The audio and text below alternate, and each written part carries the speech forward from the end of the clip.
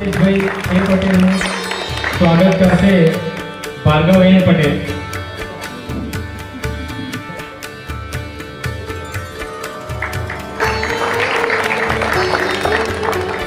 હવે બિપિનભાઈનું સ્વાગત કરશે અંકિત બી પટેલ. આપણે તાળીઓમાં 50 નહીં નાખીએ. નગીનભાઈ બી પટેલનું સ્વાગત કરશે જી. નગીનભાઈ બી પટેલ આપના સ્થાને ઉભા થશે. હાર્દિક બી પટેલનું સ્વાગત કરશે હેત એ પટેલ.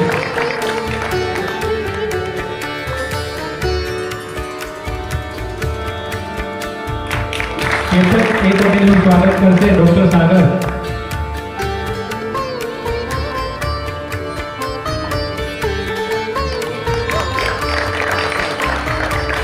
કલ્પેશભાઈ બી પટેલનું સ્વાગત કરશે જીગર અંબાલાલભાઈ પટેલ.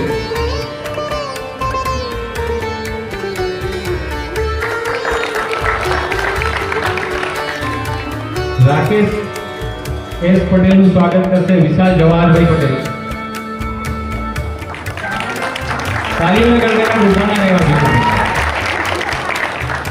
કિશોર બી પટેલનું સ્વાગત કરશે કશ્યપ એન પટેલ.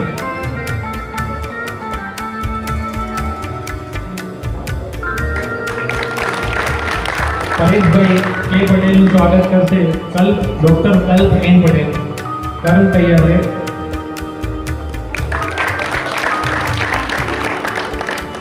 નગીનભાઈ કે પટેલનું સ્વાગત કરશે દિવ્યાંગ બી પટેલ.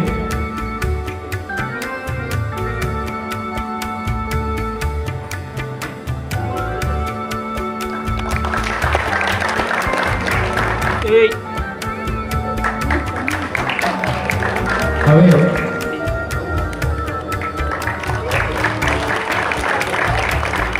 શૈલેષભાઈ કે પટેલનું સ્વાગત કરશે સ્મિત કે પટેલ.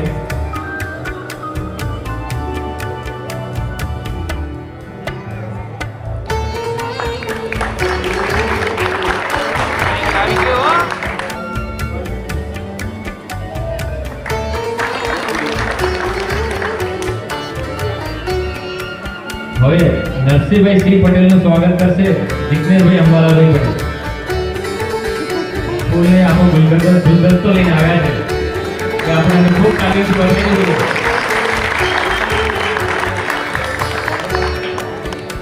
હું અહીંયા મંચસ્થ મહેમાનો વતીથી એક નરસિંહભાઈ શ્રી પટેલને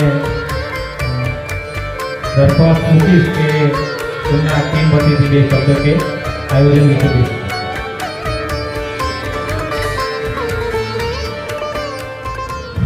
બોલો મિયા માત કી જય.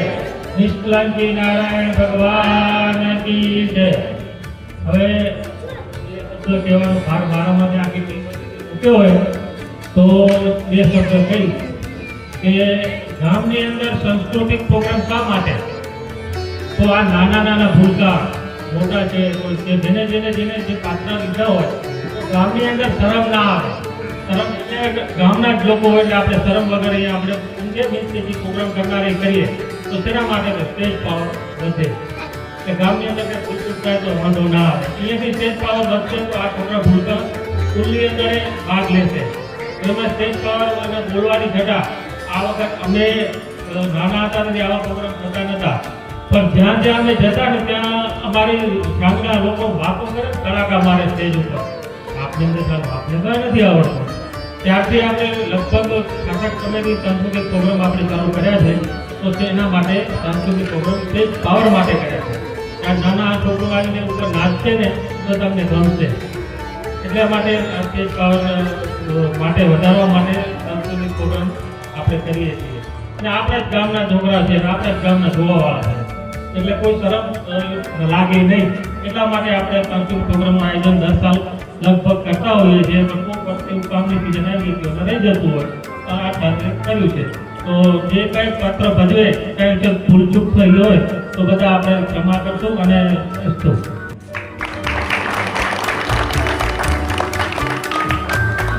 ખૂબ સરસ નરસિંહભાઈ તમે ખૂબ ટૂંક સમયમાં ખૂબ શબ્દોમાં ખૂબ મોટી વાત કરી. હવે હું મંચસ્થ મહેમાનને કહીશ કે આપનું સ્થાન ગ્રહણ કરશો. ખૂબ ખૂબ આભાર આપનો કે આ ભાઈ પધાર્યા અને અમારા મંચને